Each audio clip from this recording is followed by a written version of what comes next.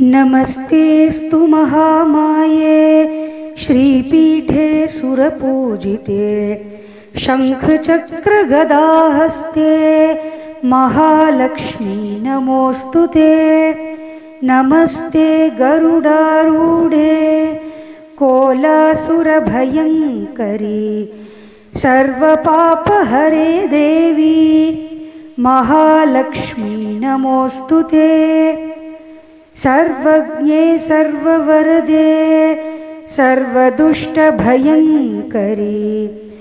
सर्वदुःखहरे देवी महालक्ष्मी नमोऽस्तुते।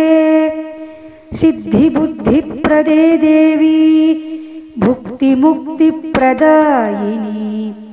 मन्त्रमूर्ते सदा देवी महालक्ष्मी नमोऽस्तुते।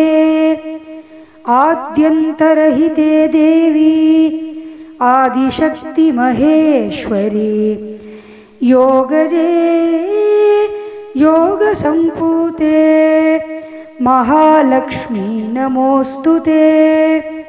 स्थूलसूक्ष्ममहारौद्रे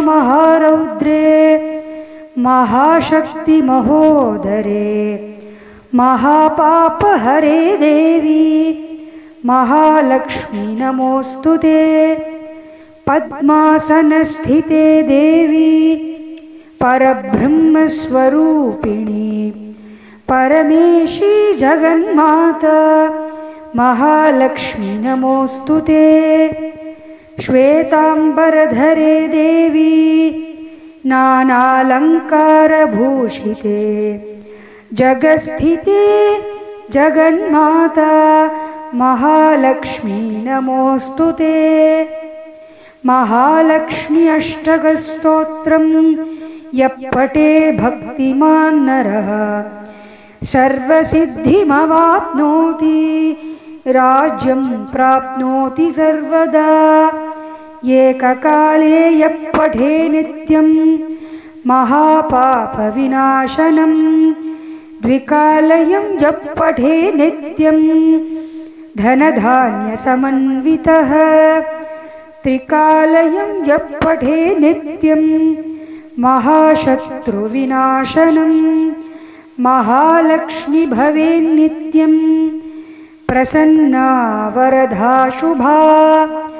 या देवी सर्वभूतेषु लक्ष्मीरूपेण संस्थिता नमस्तस्यै नमस्तस्यै नमस्तस्यै नमो नमः।